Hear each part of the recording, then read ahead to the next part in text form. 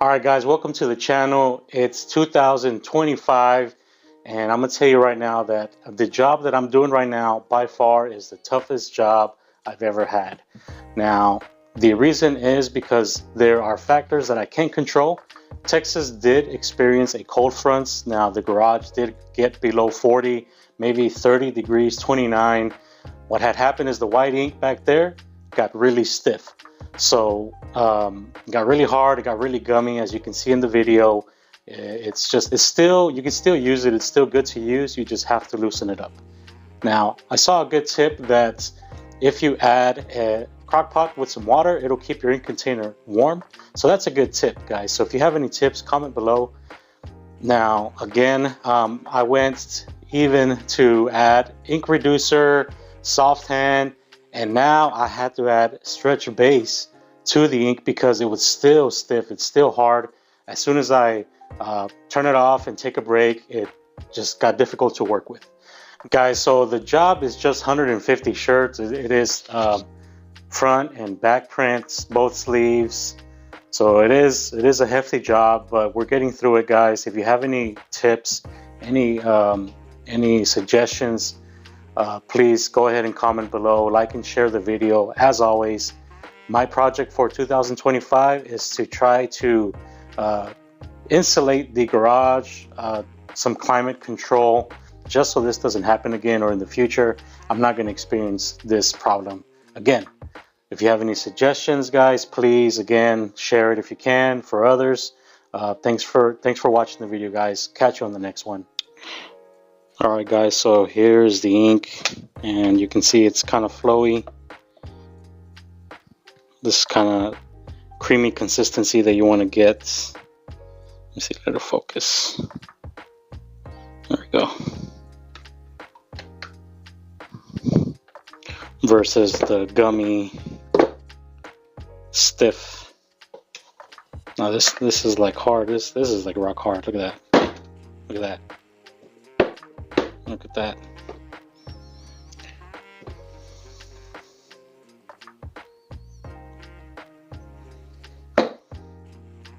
Look, you can't even mix this compared to this. Creamy. That's what you want. Alright, guys, so what I'm doing right now is I am heating up the pallets. The pallets do need to get heated up.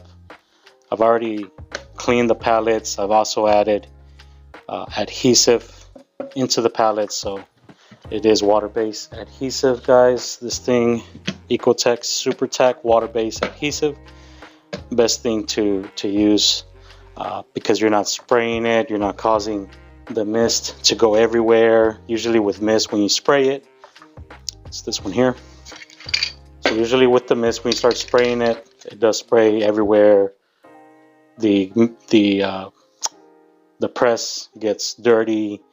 The screens get some of the particles on the screen, so it causes more problems when you use the mist. So I've been asked how I load up the t-shirts, guys, and it's just trial and error and also getting used to it. But what I do is I grab the ends, stretch it out. I kind of know where the middle seam is at, and I just run it over the line. There's a line right here on my pallet. You can see it's already centered. I also look at the sleeves. The length of the sleeve here should match this one as well.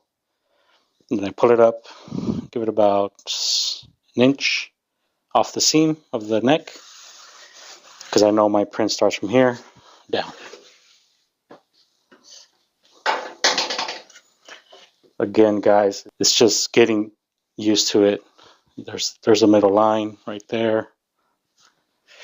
Again, stretch out the sides. Get it towards the middle. Sometimes you have to adjust it.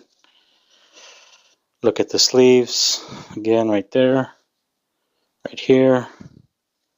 Now this palette is a different size, so I have to keep the neck seam has to touch the edge, because that's where the print is going to be more lower. So But yeah, guys, um,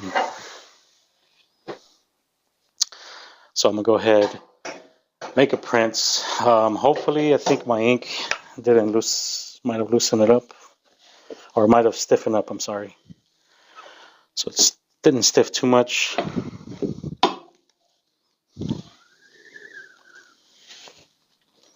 But it's not passing all the way through, which is fine because we're gonna keep on hitting it a few times.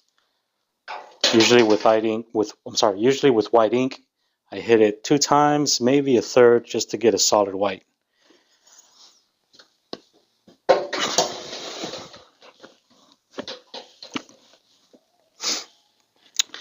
And when you're flooding, you kind of want to keep it at not a 90 degrees, maybe like a 80 degrees on your squeegee angle.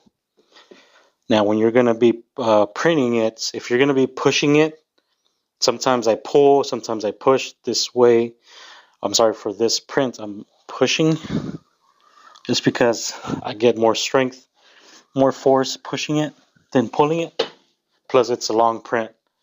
It's a long print, so it's going to go all the way to the end of the screen, or the end of the palette, really. And so when you flood it,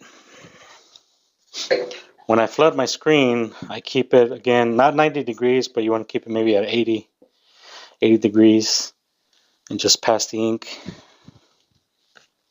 And it's kind of like a cake. You kind of want to ice the cake on top. You know, you don't want to push it too hard because then you just squish the cake.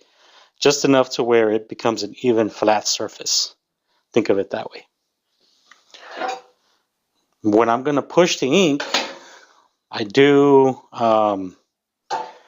probably keep the squeegee angle at a 25 degree, maybe even lower, maybe 15. And you want to push it with some force.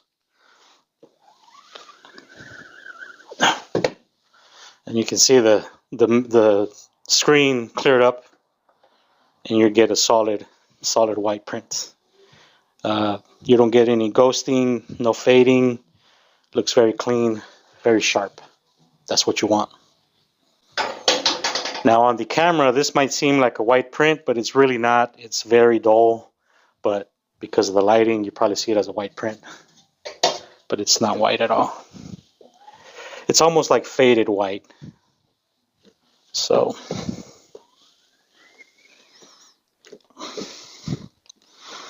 again, 15 degrees. Another tip that I do have is I sharpen the squeegee. So I have this homemade squeegee sharpener. You want to keep that edge sharp. I am using that, a very steep degree.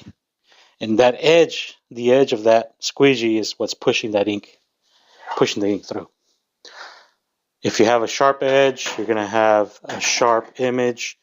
You don't want to have, rounded edge squeegee, because it's not going to work.